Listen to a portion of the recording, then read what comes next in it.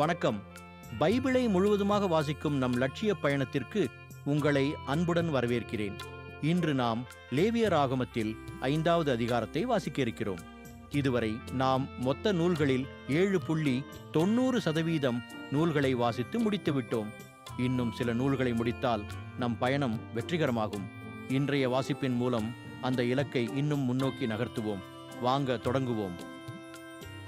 பாவக்கழுவாய்க்கான காணிக்கைகள். ஒருவர் ஒரு காரியத்தை கண்டோ கேட்டோ அதற்கு சாட்சியாளராயிருந்தும் அது பற்றி சான்று கூற பணிக்கும் பொது கட்டளையை கேட்டும் அதை அறிவிக்காமல் இருந்து பாவத்திற்கு உட்பட்டால் அவரே இத்தீச்செயலுக்கு பொறுப்பாவார். ஒருவர் தீட்டான எதையும், செத்து தீட்டான காட்டு விலங்கையோ, செத்து தீட்டான கால்நடையையோ, செத்து தீட்டான ஊர்வனவற்றையோ தெரியாமல் தொட்டுவிட்டாலும் அவர் தீட்டுப்பட்டவரே, அவர் குற்றவாளி ஆவார்.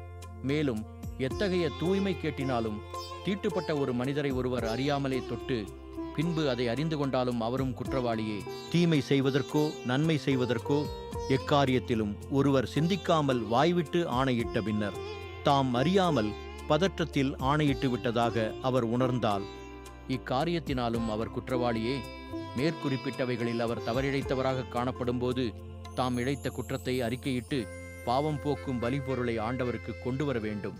ஆட்டு மந்தையிலிருந்து பிடித்த ஒரு பெண்ணாட்டையோ, செம்மறியாட்டு குட்டியையோ, வெள்ளாட்டுக் குட்டியையோ பாவம் போக்கும் பலியாக கொண்டு வர வேண்டும். அவருக்காக குரு அவரது பாவம் நீங்குவதற்கு பாவக்கழுவாய் நிறைவேற்றுவார். அவர் தம் குற்றப்பழியை அகற்ற ஆட்டுக்குட்டி கொண்டு வர இயலாதிருந்தால் 2 காட்டுப்புறாக்களையோ 2 புறா குஞ்சுகளையோ கொண்டு வந்து ஒன்றை பாவம் போக்கும் பலியாகவும் மற்றொன்றை எரிபலியாகவும் ஆண்டவருக்கு செலுத்த அவற்றை குருவிடம் கொண்டு வர வேண்டும். குரு முதலில் பாவம் போக்கும் பலிக்கு உரியதை எடுத்து அதன் கழுத்தை திருகி தலையை துண்டிக்காமல் வைக்க வேண்டும்.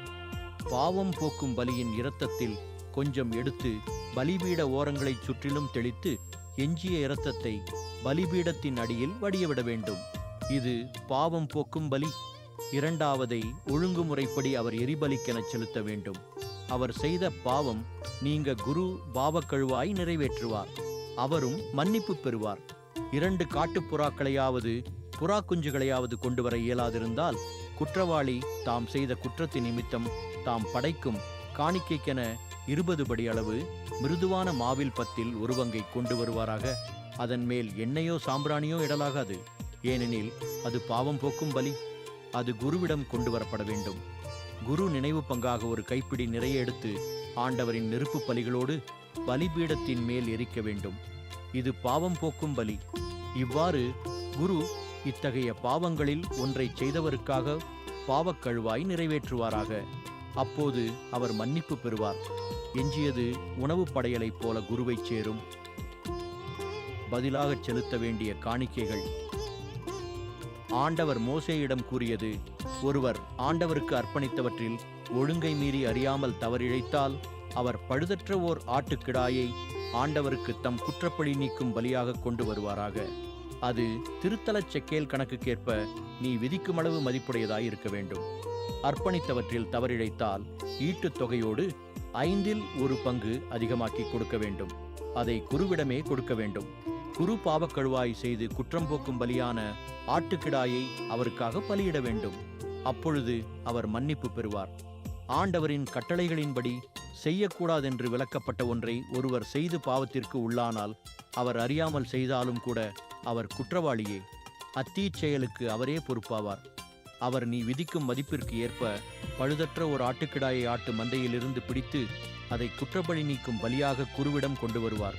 அவர் அறியாமல் செய்த பிழைக்காக குரு அவருக்கென கரை நீக்கம் செய்வார். அது அவருக்கு மன்னிக்கப்படும். அது குற்றப்பழி நீக்கும் பலி. அவர் ஆண்டவருக்கு எதிராகவே குற்றம் செய்துள்ளார். நாம் 1189 அதிகாரங்களில் 95 அதிகாரங்களை நிறைவு செய்துவிட்டோம். இன்னும் சில அதிகாரங்களை வாசித்தால் முழு பைபிளையும் முடித்து விடுவோம். நாளை அடுத்த அதிகாரத்தை பார்க்க சந்திப்போம். நாள்தோறும் இந்த பயணத்தில் நீங்களும் பங்கேற்றால் பைபிளை முழுமையாக வாசித்து முடிப்போம். இது நம் வாழ்க்கையிலும் ஆன்மாவிலும் பெரிய மாற்றத்தை ஏற்படுத்தும்.